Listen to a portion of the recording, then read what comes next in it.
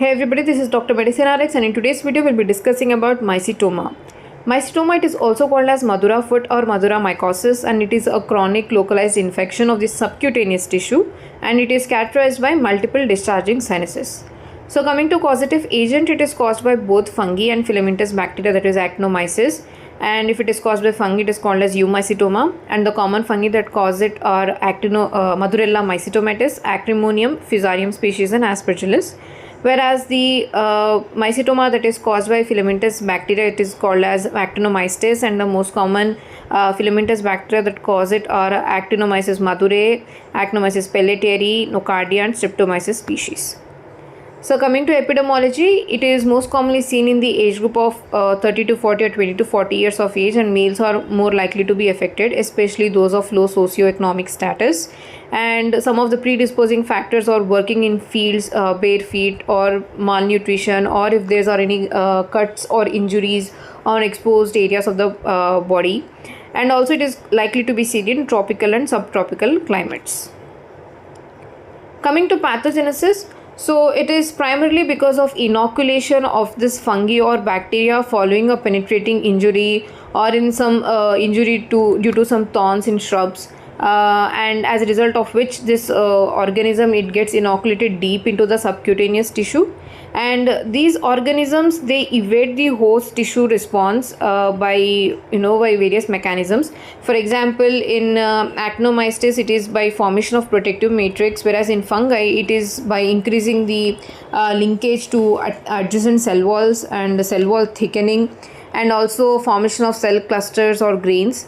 And especially in fungi, there's actually two types of melanins in cell wall, the pyomelanin and the dihydroxynaphthalene melanin, especially in Madurella mycetomatis. And this DHN melanin, it hinders the accessibility of drugs to fungal mycelia, and thereby it acts as a scavenger for host free radicals as well. So thereby it protects the fungi from the free radical damage of the cause produced by the host, as well as from the drugs that are given for mycetoma.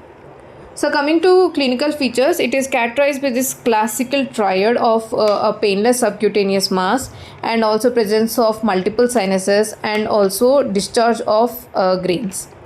Now coming to the course of infection, it starts as a small painless nodule, usually at the site of inoculation, and multiple nodules develop, and following this, these nodules, they ulcerate and they drain through multiple discharging sinuses.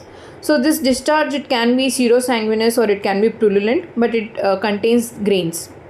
So these grains, they are of various shapes and sizes and textures and colors, and it especially depends on the causative agent. For example, pale grains in actinomycetes, it is seen by Actinomadura madurae and also Nocardia species, and in Eumycetoma, that is fungi, Acrimonium, Fusarium and Streptomyces boydii all have pale grains, whereas black grains, they are seen predominantly in fungi only, they are not seen in Actinomyces species, and in fungi the Madurella mycetomatis and Madurella griseae are likely to produce black grains. Now coming to furthermore specific clinical features, Eumycetoma, it is seen in Africa and India, and it has a slow progression, and the lesions, they are going to be very well defined, well encapsulated with clear margins, and the sinuses, they are going to be very few, but they are going to be proliferative and protuberant, and the fistulae are also going to be few in number. And bone involvement, it happens later in the course of infection, and this presents in the form of a few punched out lytic lesions with well defined walls. And the grains, they are going to be coarser, they are going to be larger with melanin, and mostly black and pale grains, both black and pale grains are seen. There is no lymph node involvement, and veins proximal to the lesion are going to be dilated. So the feature that is special to Eumycetoma is that the sinuses and fistulae are going to be few in number, they are going to be well defined, they have clear margins, and the bone involvement will be late in the course of infection, and there is going to be no lymph node involvement, and the grains are going to be coarser, larger and contain melanin. Coming to Actinomycetoma, it is commonly seen in Latin America, and it has a rapid progression, and the lesions are going to be more inflammatory and more destructive, and the lesions are going to be ill-defined. They will be diffuse with no clear margins, and the sinuses are going to be many, but they will be depressed and flat in comparison to the protuberant and proliferative of Eumycetoma. And the bone involvement, it is going to be early. There is going to be lytic and both lytic and osteolytic and osteosclerotic cavities, and they lead to a moth-eaten appearance of the bone.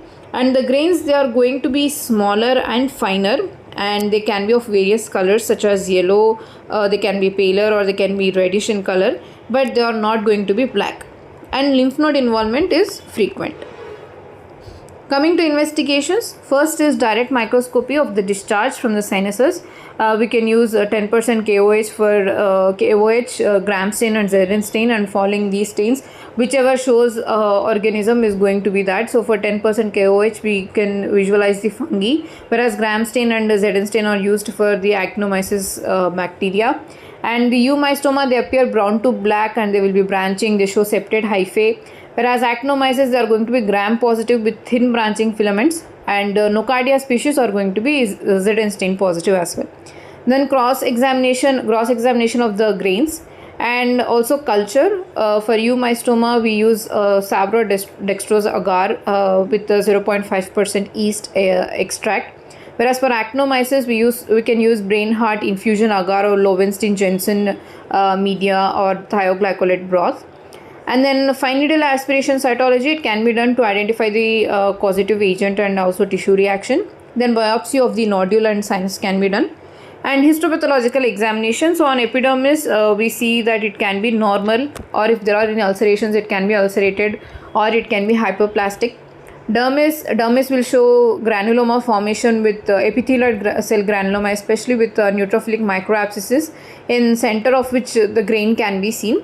And we use special stains for Eumycetoma and Actinomycetes. So for Eumycetoma, we can use Gomery methenamine silver stain, Gridley and PAS stains to detect hyphae and chlamydospores. Whereas for Actinomycetes, we can use gram stain and Zerrin stain.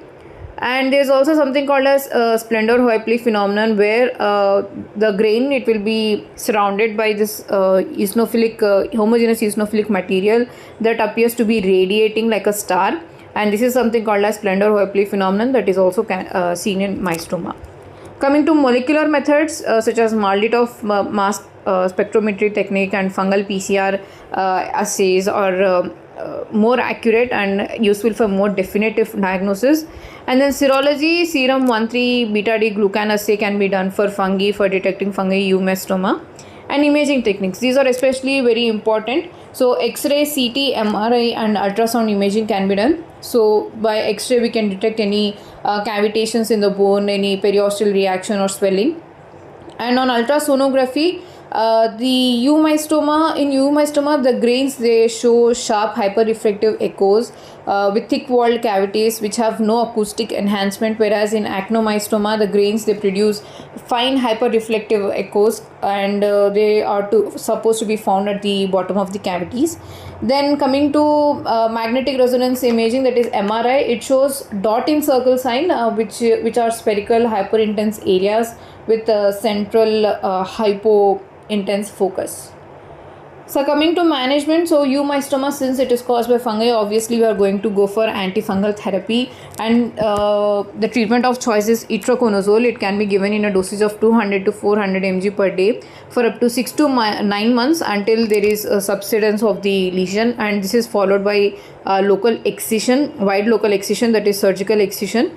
And post-operatively as well, itraconazole is continued until there is a complete clinical cure. And we have newer modalities with voriconazole and posaconazole, which are used in combination with 5-fluocytosine, caspofungin and terbinafine as well.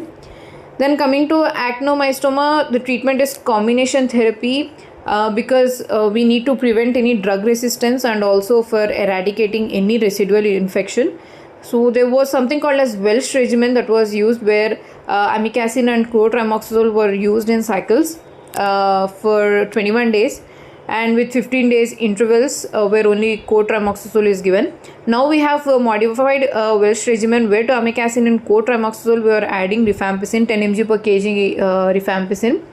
And the second is the two-step regimen. Now we use this modified two-step regimen, where we give in the intensive phase we give gentamicin with cotrimoxazole along with penicillin for 4 weeks. Here gentamicin it is given intravenously, and then in the continuation or the maintenance phase we give cotrimoxazole with doxycycline for 6 months.